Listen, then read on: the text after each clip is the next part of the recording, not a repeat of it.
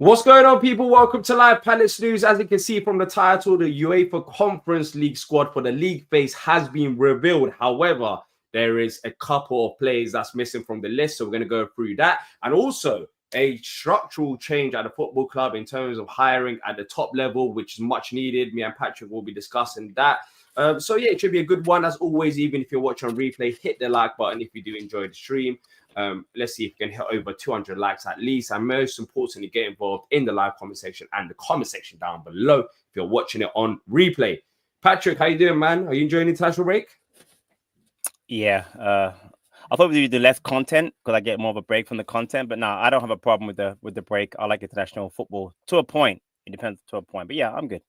Yeah. Well, tomorrow, or depending on when you're watching this, the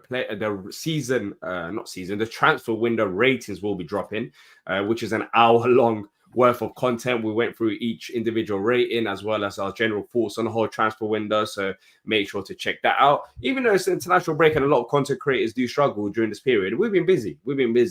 So we managed to get through it, and in a few days' time, there'll be the previews and opposition previews dropping. So yeah, so it's been all good in that regards.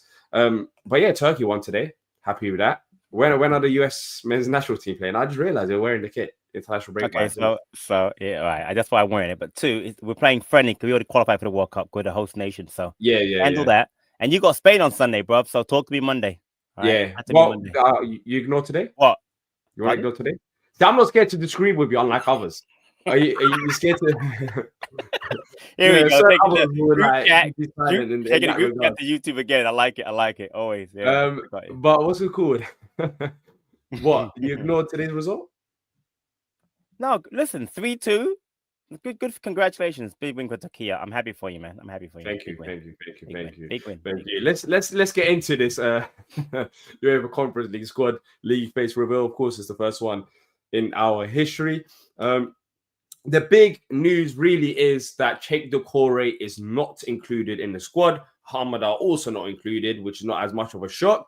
Jezza Raksaki, we're going to go through the list in a bit more detail, is in the squad after the club basically wanting to sell him.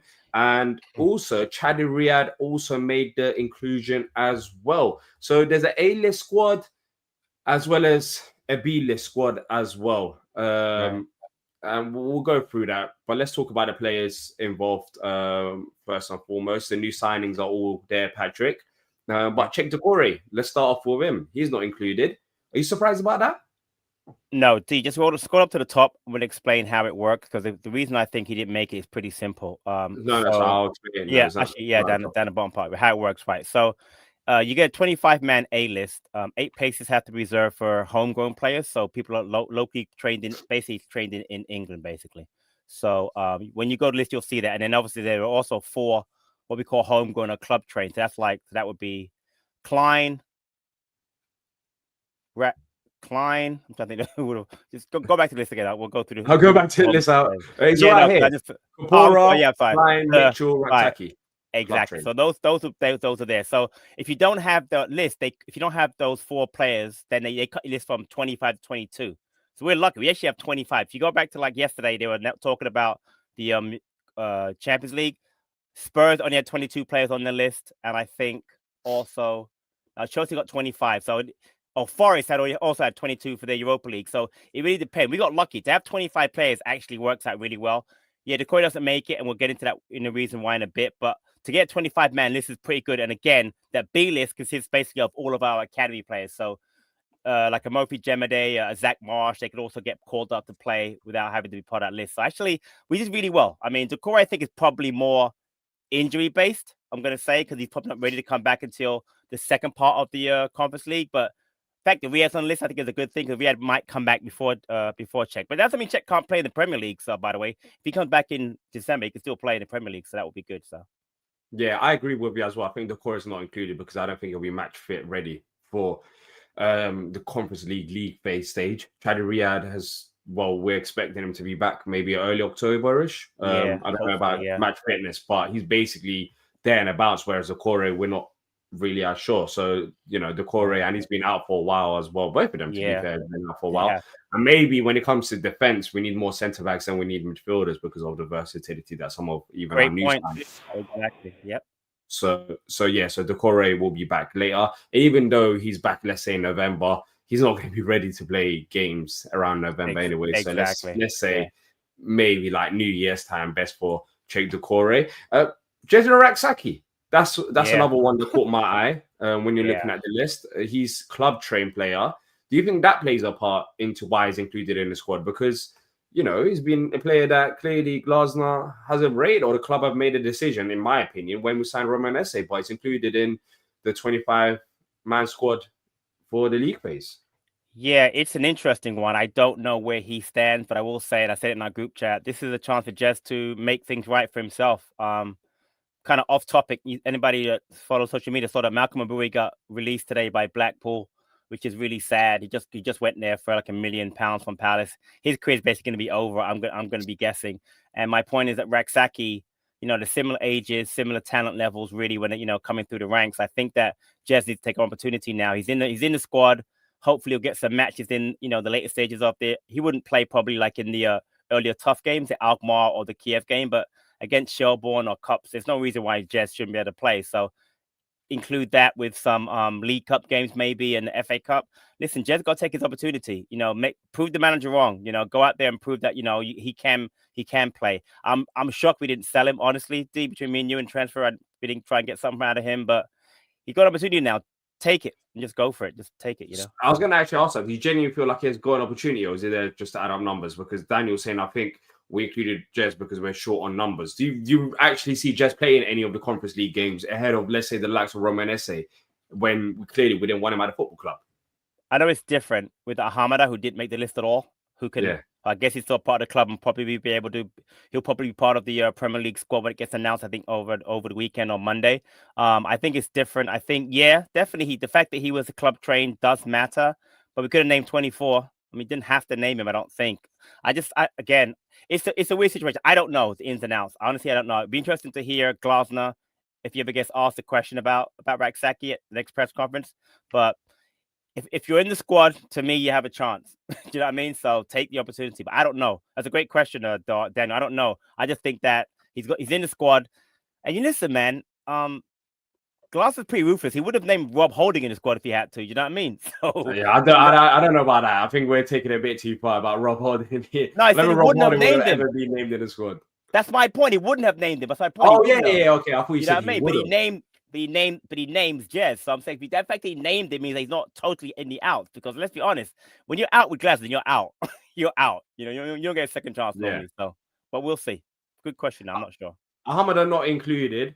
Yeah, weird. That's not a surprise. But what do we do with Ahamada then going forward from here till January?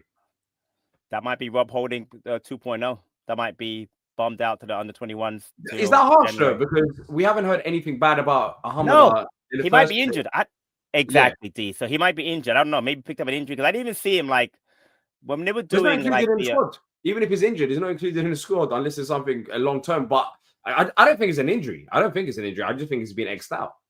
I honestly do not know. I don't know the ins and outs. Like I said, I like to watch the training videos to see who's in and about the squad, and I haven't seen him in the last few training videos that we did, even with the Pino one. You see guys in the background sometimes who are, maybe not, they're just training. I don't know what. He's not part of the under-21 team that played in the recent cup game against Bromley, so he's not in that squad. I don't know. I hate to speculate because you don't know what's going on with a player unless you hear it directly. Like Rob Holding, I knew the story because somebody told me the story about Rob Holding before it even happened and why he got bummed out. And I personally saw him at a 21s game and how he acted with the kids. He was great. So I knew that story. I don't know the Ahamada story. I don't see the point. If he is healthy enough to be in a squad and it doesn't cost us anything, keep him in the squad. What's the point of bumming him out? I don't get it. Unless he has I don't get it. So we could have also released him. We could have sold him during this transfer window. I know that Patrick was in charge. It was kind of all over the place, so maybe he couldn't. But listen, I don't know. Let's just see what happens with the Premier League squad if he's named in that 25, and then we go from there. But I don't know what's going on. I have no idea, bro. No. Yeah. Let's see what actually ends up happening with him. But in terms of the squad, now that's been confirmed, not much has really changed in terms of our thoughts. But do you think this squad is good enough to go far in the Conference League? Well, especially the league phase. Do you think it's enough for us to progress? 100%. A lot comes down to health, but I noticed there was something on. We were ranked second favorites. I don't know who was behind. I didn't even check it. Was it behind Fiorentina? I don't know who was favorite. Hey, forget about that. I saw us for the Premier League title. I think we were like, in terms of percentages, we're like 5th or 6th. Yeah, I didn't see that one. Sounds absolutely crazy. We haven't lost a game since April, Patrick, I believe. As a Crystal Palace fan, April, or was it May? I can't remember. It can't be May. April Newcastle. Newcastle 5. Because we played City before Newcastle, right? It was right before. Yeah. So as a Palace fan, I shouldn't be saying this, but I genuinely don't remember what a loss feels like. It's wild. It's wild. So I mean, if we with this squad with the additions of Canvo, which we, of course, if you're joining right now, we spoke about each individual transfer, gave our ratings. There's an hour-long video dropping tomorrow. It's actually a good one for incomings, outgoings, and general transfer talk, where we spoke about him and Uche, etc. as well. I think these players are got experience, got the talent, and they've been added to the squad. So yeah. Hopefully it does work. Hopefully it does work well for us. People saying I've jinxed us, but yeah, I think honestly, health is a massive point. So you got to get obviously Wharton, Sarr back, and Ketch's got to come back. Hopefully again, Riyadh and Decore come back to bolster the squad. But I think just looking at the names on the squad, I think we're covered at a lot of positions. Midfield, the 10s are good now. We got 2/3 strikers with Uche and Ketia, Mateta. Yes, we don't have a right wing back, but he likes Kapora. You've got Cardines. Someone said in the chat he did use Hamada in the preseason as right wing back. It didn't work out. That was a shame. But no, I think for this tournament, I think we've got a good chance to go really far in Conference League. Listen, history says English teams do really well. West Ham won a few years back. Chelsea won last year. And let's forget Chelsea. Chelsea obviously much better than we are. Chelsea for the league phase. But West Ham and us are very similar. Yeah. Chelsea had two squads for the league phase. Exactly. They didn't even play their starters, which was absolutely crazy. Of course, we don't have 2 squads. But Chelsea, West Ham didn't. West Ham went with their number. Their 8th. Yeah, of course. West Ham haven't got those privileges, but Chelsea, it was a walk in the park for them. Pino, the reports are that he's actually scared to face Turkey on Sunday. So that's the reason he withdrew from the squad. So hopefully it's nothing too serious. It's just a bit of nerves, which is understandable. No, jokes aside, I don't think there's anything serious. I don't think it's anything serious. I mean, he joined the camp and then he left it afterwards. I think it's more precautionary and these 2 weeks for him to settle down. So yeah, great for us. Yeah, exactly. It is because we're going to need him, especially with Star's injury and Wharton's as well. But yeah. But look, exciting times up ahead in regards to this anyway. So let's see what actually happens from here onwards. I should be going to a few away games or maybe all of them. And then I know, Patrick, you're coming down as well. So it should be... Yeah, I'll be at the Outmark game. That should be fun. Looking forward to that. Yeah, and, home games, maybe the knockout stage. Hopefully I'll come back for those. So. Yeah. Appreciate it, Dan. Appreciate everyone. It's like a community here. We might disagree. We might get emotional. We might agree or whatever. But yeah, it's all love at the end of the day. And thank you for each and every single one of you for your support and the likes and subscriptions as well. We've been doing great recently. And it's been helping the channel grow. As I said, every like helps boost the algorithm to share the content to more Palace fans to find the channel. And yeah, we've been doing great. But yeah, we've got Sunderland. We'll talk about Sunderland down the line. There's no point talking about Sunderland today. In the international break, we've got enough time to do that. But there's been more, Patrick. There's been more in terms of news, and that is on more about backroom stuff, which I think we can both agree on after the transfer dilemma in regards to what went on with, on deadline day and the whole summer that we, something needed to change. And today, Bobby Manzi had an exclusive. Which was that Sharon Lacey, who was the chief operating officer, left the club. And this was, I believe, in March. She left the club in March after being at Palace for 14 years. However, there is a return. Sharon Lacey will be returning to Palace as the CEO of the football club. So after 6 months over, I believe in America, she was at. Florida. Fort Lauderdale. She's returning back to Palace. Your thoughts on it? Of course, it's hard for us to judge based on how people do behind the scenes because we're not working alongside them. But we haven't had the CEO. I think it's a CEO spot. We've had it vacant for about someone left it for a while. For about 2 to 3 years. I'm gonna get the exact date out. But I mean that's a joke in itself for a Premier League football club to have a spot vacant like that. But Paris clearly needed some help, and he's realized it after this summer, and he's going back. He's going back to former employees.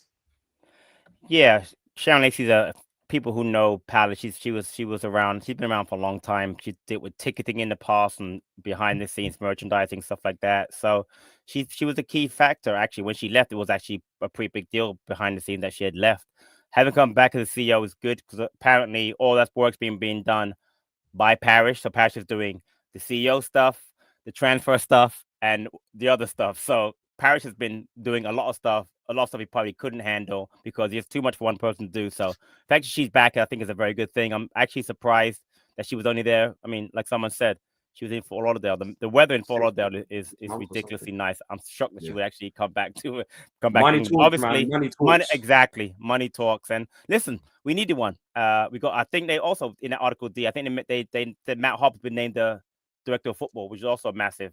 So to get those two deals done quickly in early September, massive for the club, massive. In the article as well. Yeah, that's an interesting point as well. We spoke about a few times on the channel radio on Palace News, but Matt Hobbs, the former Wolves sporting director, is set to be appointed at Palace.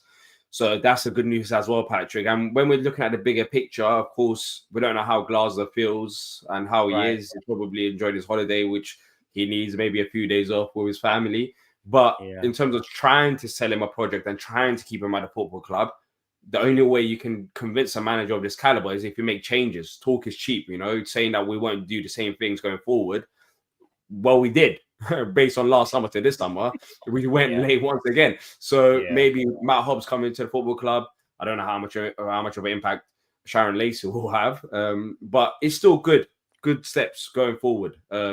Things that needed to be done anyways. I mean, I just look right now. The CEO spot has been vacant since 2022, which is a long time ago. That's crazy. Yeah. And again, she'll handle the stadium stuff, and I don't want to get into that too much detail, but obviously the stadium stuff is the CEO's job to work on that. So hopefully that might get moved on. But either way, Parish cannot do everything by himself. Again, dealing with the other three owners is enough. Dealing with the sale, the UEFA stuff. I mean, honestly, listen, I got on his case, and I will continue getting his case because I thought the Gay thing was a joke, and Eze wasn't happy he sold, but I understand why Eze got sold. But just to think, for the last 6 months, the guy's been doing the CEO stuff, so doing all that stuff. Maybe even some stadium talk, but obviously the UEFA stuff, the cast stuff. Not foreign director indirectly because Ian Moody, right? But the final say was going to be his anyway, right, on transfers, and then apparently, the whole thing with Gahey. Obviously, he was dealing with the sale of the club, the Texas stuff, and then the sale to Woody Johnson. That's not easy, man. It's a lot of stuff. So listen, I'll kill him, and I've killed him or whatever, and I've gone back and forth, and I wasn't happy with the transfer window, but the guy's got way too much on his plate. So if that takes stuff off his plate, the director of football stuff and CEO stuff, good, because we need to have some direction in the background, because right now it's a little bit all over the place. Yeah, it is a bit all over the place, but let's see things going in the right step in terms of all of the behind the scenes stuff, which is much needed. Let's go through any questions. If there's any questions, send them through and we'll go through them. Of course, it's international break. We've got a bit of time to relax. I'd also maybe look ahead as well. There's a lot of games coming up. We've got Millwall, we've got Sunderland. Millwall tickets are released. I like that though. I'll give credit to the football club. When you sell a ticket on your account now, you get credit for it, which you can use to buy for tickets. It's a smart idea. It's a smart idea. I'll give them that. Oh yeah, Mateta. We need to speak about Mateta. Let me not even forget about that. Before we actually go forward, because there was an update on not just Mateta, on both Mateta and Daniel Munoz. Apparently, this is coming from Sky Cavi, who I think has good connections with Steve Parish now after the reporting over the Conference League situation.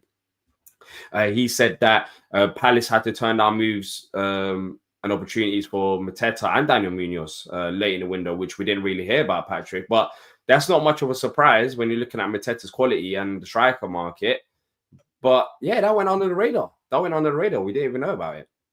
Yeah, did it again. They did the same thing with Gahey. They bid on Gahey. Remember last transfer window, last day. Spurs have that weird fetish of doing late deals for Palace players the last day, knowing that they're going to get rejected. Which, by the way, Daniel Levy's gone today, so Spurs fans must be happy about that because that's a wild way of doing business. You don't do stuff on the last day. So, but yeah, there's no way we could have accepted that deal. It's nice to know that our players are in demand, but not at the last day of the window because that's just chaotic. But yeah, that was a very, very, very strange. And I think that might lead to a new Mateta contract, which would be nice. Yeah, but Mateta contract has been in the talks for how long now? Too long. Too long. At what point do you find an agreement for the new deal? That's the thing. Like, you don't want to go down the line and have Mateta have contract issues as well. But it's just been, it's just been there and about. We've been talking about Mateta getting a new deal for God knows how long now, Patrick. So, I mean, that needs to get sorted ASAP. No, I agree. And he deserves that as well. Right now, yeah, because right now Henderson was been talked about earlier in the week, so he should get a new contract. Munoz already got one. Gahey's not going to sign one. Ebbs is gone. So Mateta and Henderson, maybe Lacroix, maybe Richards. But you're right. That's one thing we don't do very well. We don't lock down players past their initial contract stage, which I think is not a good idea. But we need to get players signed because I think that's a really smart business for us. I would say Mateta, Munoz would be not Munoz. Sorry, Mateta, Henderson would be the ones I would get done ASAP if we could. For sure. Yeah. Let's go through some of the questions before we do wrap up, but hopefully, they do get solved early. If you haven't already done so, please hit the like button. It's been helping us out a lot recently in terms of growing the channel. So if you haven't done that and you're enjoying the stream, that would be much appreciated. And if you do have any questions, send them in, just like Bollocks has. Put a Q before your question and we'll be able to pin them and answer them as we're going to be going through them right now. So let's answer this one first. What price would be fair for Munoz and Mateta? How much do you think Munoz is worth, and how much do you think Mateta is worth, Patrick? Right now, they don't have a price for me. You can't sell either one of them, so there is no. I can't put. I mean, Mateta is a striker, 50 million plus. I can't put a price on Munoz because he's 20. What are you? 27, 28. I don't know, but I Mateta striker market is mad right now. Minimum 50, 55, 60. I couldn't put a price on Munoz as a right wing back. Honestly, I couldn't tell you so. But yeah, I don't know. Sorry. Yeah. For me, I think Mateta in this market is worth at least £60 million. At least. Yeah. And Munoz with his goals and assists, it's hard to say as well. It's difficult. Yeah. Yeah, it is. But both of them, they're worth a lot of money. Let's just say that, especially with how they played last season. Animal saying, does the transfer nonsense we put ourselves through give us a reputation amongst players as a destination to avoid? Well, based on what Uche said, this clearly isn't, because he said it's a great place for young players to develop and come to. But for you, Patrick, do you think the reputation could have been a bit weird from the outside looking in with how the Gay situation is dealt? I think players from abroad, like a Pino, a Convo, and a Uche, it doesn't affect them at all. They're young. They want to come to Premier League. Show me the money. Show me the opportunity. I'll come. I think English players who saw what happened with Gahey won't be happy with how that was handled. That was not handled very well. We didn't, but also I don't think Liverpool handled it well, coming in the last minute, thinking they can just take our best player and then give us nothing in return. By the way, just real quick on that Liverpool situation, all they had to do was give us Joe Gomez in a loan, and they would have gotten done. So they didn't really want Mark Gahey. They didn't want him. They were just playing. They were trying to strong arm us because we're little Palace and they're big Liverpool. So, but I don't think it spoiled us internationally. Maybe some players might be upset, but again, what will be key for me is when Gahey comes back, how he handles it. And he'll handle it with class because he always does. So I don't think it's going to be a big deal, honestly. My opinion. Yeah. But then again, even if the internationals are upset, like, why would you be upset over keeping your best player at a football club? Like, keeping Gay at a football club. I'll be happy if I was a player and Gay would end up staying. I'm like, I'm looking forward to the season now. Like, we can achieve special things with Gay as a captain. So they might look at it like weirdly with a side eye, especially younger players that are looking to develop. and maybe get sold, like, oh, what happened with this situation? But then you can look at the Elise situation, you can look at the Eze situation. Like Gahey is a one-off in regards to the younger players looking and saying, oh, wait, what's going on here? Like, could my move be blocked like that? We haven't really blocked moves as of much when it comes to younger players. We haven't. Eze's not even young as well. Eze is 27. Right, we haven't blocked. Eze left after the release clause expired. Still got to go. Elisa got to go because of the release clause. We haven't blocked anybody. The only person you can say we may have blocked was Wilf, but Wilf was a strange situation because Wilf, also didn't want to pay the money. So we have never blocked the player from leaving. There's no one can ever say, oh, Palace kept so and so on the Gahey thing will blow over because it's just a big deal. But it was a weird situation. I think Gahey was a one-off weird situation and will never happen again. Personally, so I'm not bothered. Yeah, I'm not as bothered as well. Should they back him in January? It's a bit early to talk about January, but yeah, 100%. If you depending on where the squad is at that moment of time, of course, we should be backing him. So, but I don't know which position. Yeah, it's gonna be a weird situation. It depends what happens between now and January, of course, with the obviously in the League Cup, Premier League, and the Conference League. But to be honest with you, we only probably need 2 players. And I'll go with you and Wulubu saying might need a right wing back option at that point, and maybe another midfielder. But honestly, what happens with Decore by then? Exactly, that's what I was gonna say. So we might not even need that midfielder. You know what? So at that point, Decore's back. We won't need a center half, hopefully, because Riyad's back. I don't know what we know again. So backing him means what? Means one player. But again, who knows? So like it's weird. Like I said, he'll have 5 months left of his contract come January.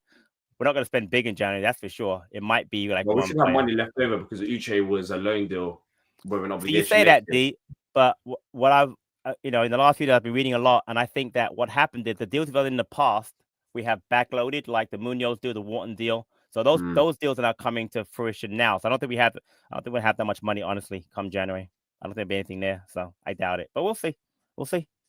Yeah. Let's see where the squad's at that moment of time. It'll be a bit easier. But in terms of trying to keep your manager, like that would be the best time because like that's the last window before Kazda is unemployed. Can I ask you a question? Yeah.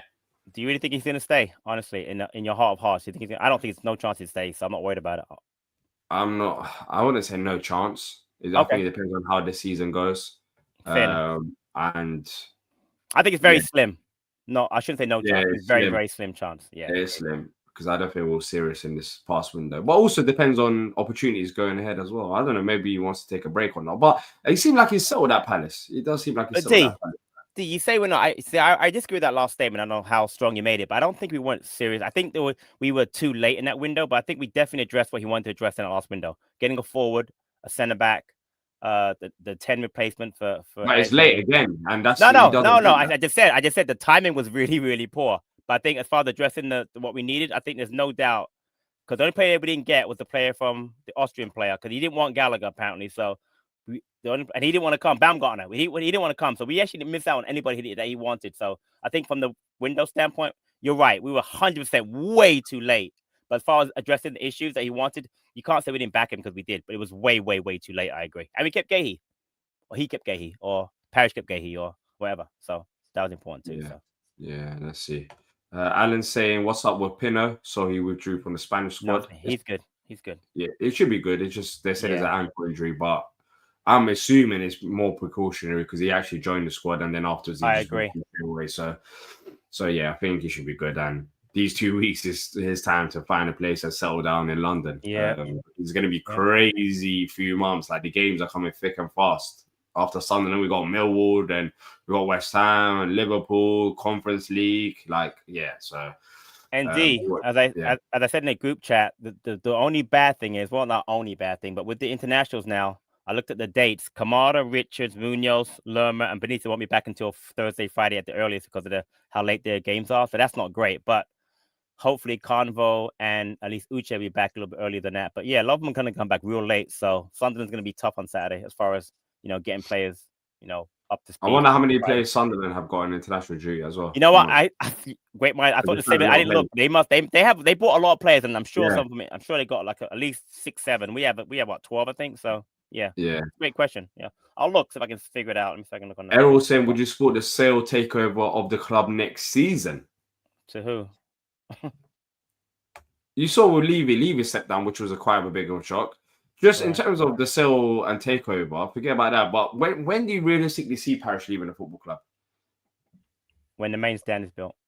That's what someone else said as well. Yeah, I think that's it. Yeah. So never.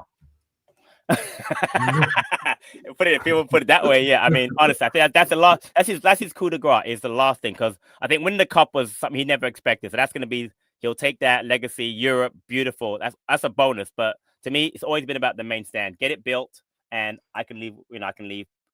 Comfortable. So, but yeah, maybe never then, because who knows if they're gonna get done. So I don't maybe know. Sharon later coming in, the main stand. It can't hurt. It can't hurt, right? But jokes aside, was it meant to start this summer? Bro, you know it was. So what we know the conversation. What are we doing? So what's the excuse now? Bro, listen. You talking? I don't know. I don't live in South London anymore. I don't know what's going on. You should go and ask somebody. You live 5 minutes away. So. I remember when they first. Who was it? Someone tweeted that the stadium works have started. Remember they dug a little hole in front of the. You know where the away cabin is. You know where the players are. Yeah, I know. They dug a little hole. I took a photo of it. That's the biggest development that we've had. Like a little hole that got dug and then got covered. Like. Yeah, from there onwards, there's been nothing else. I don't know what's happening, but you'd think that Woody Johnson coming to the football club should solve the financial problems, but I don't know. I'm assuming. I think the club are in a sticky position, saying is it even worth it? So what I'll say is, when Woody Johnson took over the Jets, they built a brand new stadium for them and the Giants, but they financed some of it for financed by the state. So he's got money to build stadiums, but. Does he want to build a new stadium, a new building in South London? A new stadium makes so much more sense than the stand at this point. I don't know. A new stand is crazy. What, £200 million for a stand? Right. And that's the issue. At the time when we were trying to build it, the costs were lower and it made more financial sense. But I remember, I think there was an article from The Athletic, and it suggested like it's a bit awkward now, like in terms of the return on investment. How long will it take for the new stand cost to be covered? So, I don't know. And also, with the houses around it, Patrick, that's the problem. The houses are a big point. That's a great point. It's like, how much more can he develop Sellers Park? I don't know, bro. I don't know. Real quick, going to the Sunderland thing, I count internationals. They've got Gertrudes, Netherlands. They've got Alderete, Paraguay. Ronaldo, Mozambique. Masaruko, DR Congo, that's 4. Habib Diarra, Senegal, 5. Siddiqui, DR Congo, 6. Granit Xhaka, Switzerland, 7. Bernard Traore, Burkina Faso, 8.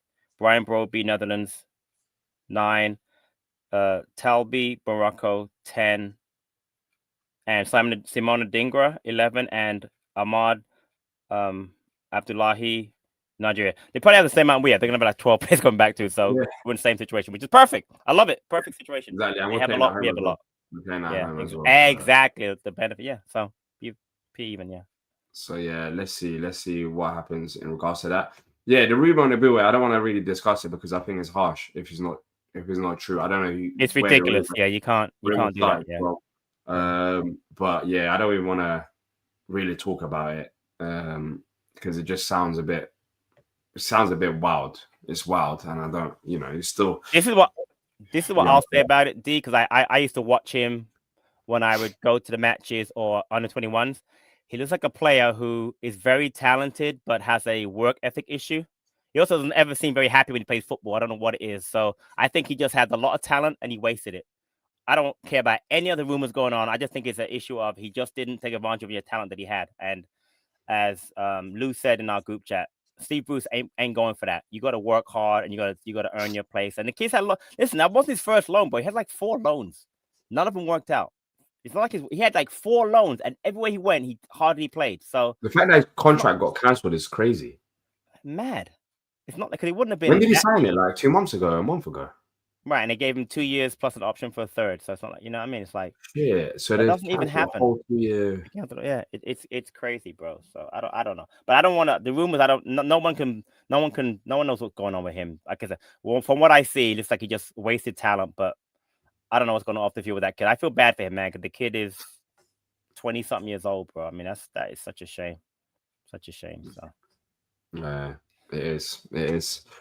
It is. Sorry, Christian. He got released from Blackpool today. If you don't know, that's what happened. He got released from Blackpool. Yeah, his contract got terminated.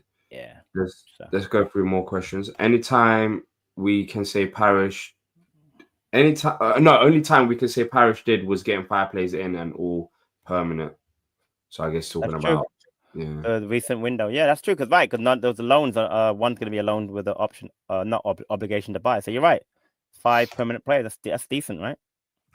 Is the Glazer leaving? I think it's talking about the rumors based on if Gay was to leave. Got any weight? I heard from mates that he said he'll consider leaving if Gay went. Is that true? It's hard to say. Yeah. It's hard to say, but I think he'll be extremely upset because he came on public record and he said it so many times. He said it before in the Villa game. He said it before the Villa game. Like, we cannot sell Gay. So yeah, like it's absolutely it's crazy. It's crazy. But thankfully, Gay's here as well. So yeah, let's see what we can achieve. Wait, what's the other plans for the international break? Do you watch any games? What's going on here? What's this? Before we get into that, this is the Conference League predictions, the favorites. So Fiorentina is one. Zoom in. Let me actually get it myself. Unless can you see it? No, you have to zoom in. It's very thin. Hold on, let me see if I can do that. Hold on. Yeah, see if you can. See if you can zoom into that. I think, has Oliver Glazer said public that he will leave, or is his rumors and media? He hasn't said it publicly. It's definitely media rumors. Glazer hasn't walked out on any job that he's been in. You're showing our whole chat, Patrick. Let's just take this damn thing off. You know, because somebody sent a group chat and I just clicked on it. That's my someone sent some message and I just clicked on it. That's my bad. You know, I don't know who chat. That was your chat. That's wild. That's record. It wasn't anything bad, but it was just so funny. But yeah, we are meant to be one of the favorites. Well, again, so I'll read it because I'm not gonna do that again. I have that. So Fiorentina are 1, then Crystal Palace, then Shakhtar Donetsk. RC Strasbourg is 4, Mainz 5th, Vallecano 6th, Sporting Prague 7th, Alkmaar 8th. I don't even know how to say that. That 9th team, I don't know who that is. Nogometny Club, I don't know who that is. Then Noah's 10th. I'm going to, but Noah's 10th. So we play Strasbourg, obviously, and Alkmaar. So 2 of the top 10 we actually end up playing. So, but you know what's not up there? I didn't realize is Dynamo Kiev. How? They're 20th. I thought they'd be higher than that, right, D? They're 20th. I don't know. They've got like a bit of name to them, a reputation to them, but I don't know how they're doing in terms of squad wise and everything. Interesting. No, they're 20th. I didn't think they'd be higher than that. Even Cups. That's our first game. That's our first game. It would be nice to start strong, even though it's away from home. It would be. Do you reckon they attack us away from home? Say again. Do you reckon they attack us, or do you reckon they sit deep because it's? Nah, they'll attack. They'll attack. They're even though it's not their home, they'll be in Warsaw. But if they're ranked that low, then clearly they might not have a strong squad. But again, I don't know who these people are that ranked. I don't know. I don't even know. I took it off of Twitter. And then opposition preview for these might be crazy. Like, I've never thought of this till now. You should. Kiev, Strasbourg, Cups, Alkmaar. You could definitely get Yeah, I'm just thinking about away games, forgetting that we got home games as well. Gotcha. Yeah. Alkmaar. Yeah. So yeah, let's see what happens with that. But look, there's expectations there. There are expectations, and I can show it here without without ruining your whole chat as you've done before. Let me share it to the screen. Jeez. Okay. My bad, by the way. I don't know who sent me a message. Yeah, it's your chats, not my chats. That was probably Lou. What was it? I don't know what that was. I don't even know.